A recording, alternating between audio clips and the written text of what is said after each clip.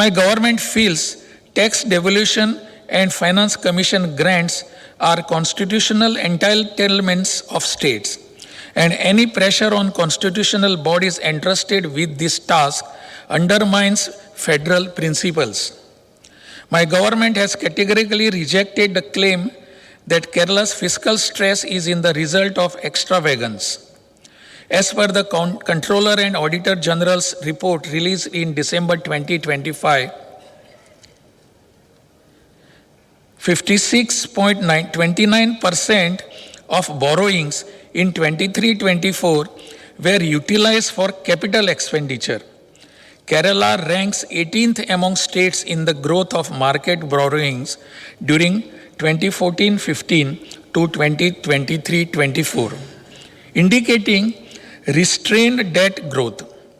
The debt to GSDP ratio, which rose to 38% during the COVID period, declined to around 34% by 2024-25.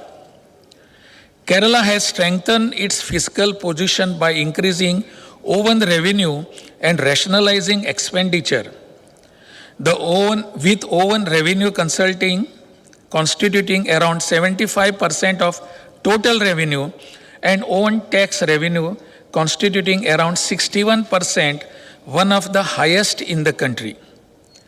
Borrowings undertaken through KIFB and the pension company, which enabled major capital infrastructure development and ensured timely payment of social security pensions, have been cited as reasons for curtailing borrowing limits, thereby constraining infrastructure development and welfare delivery.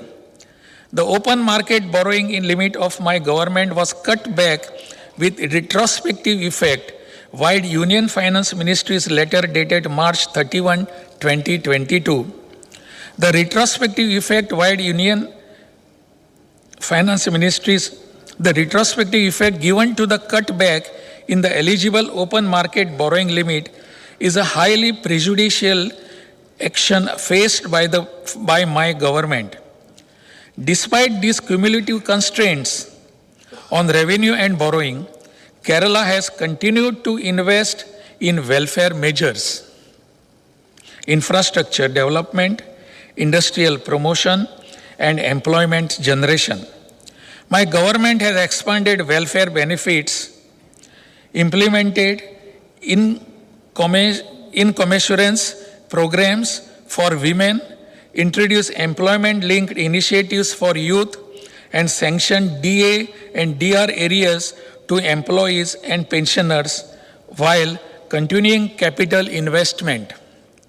My government has repeatedly placed these matters before the Union government, including through direct representations to the Union Finance Minister, seeking permission to borrow in lieu of the rupees 6,000 crores spent on national highway and land acquisition, refund of rupees 965.16 crore recovered as IGST, restoration of rupees 3,300 crore of borrowing curtailed in connection with guarantee requirements, reconsideration of reductions in borrowing limits. These developments raise fundamental concerns relating to fiscal federalism, democratic functioning, and the constitutional balance between the union and states. My government has pursued all constitutional avenues, including legal recourse, and remains committed to safeguarding Kerala's fiscal stability, development trajectory, and the interest of its people.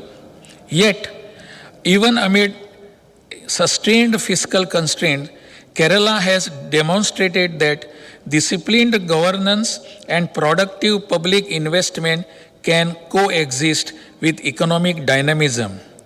By strengthening its own revenue base and prioritizing human development, the state has ensured that fiscal stress has not translated into stagnation, but has instead laid the foundations for a resilient, inclusive, and forward-looking phase of growth.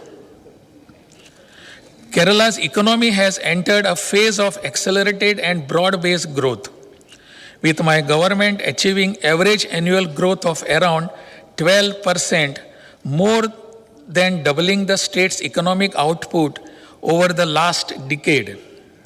Kerala's gross state domestic product increased from 5.26 lakh crore in 2015-16 to rupees 12.49 lakh crore in 24-25, while per capita income nearly doubled, rising from rupees 1,600 in 2046 to rupees 3,008 in 2024. This strong growth trajectory now provides with foundation for the next phase of Kerala's development. This transition is anchored on three mutually reinforcing pillars: infrastructure-led growth that integrates Kerala into the largest city of the world, as well connected statewide urban region, innovation-driven industrialization that deepens value creation and competitiveness, and world-class higher education system rooted in skills and entrepreneurship and globally connected through diaspora engagement.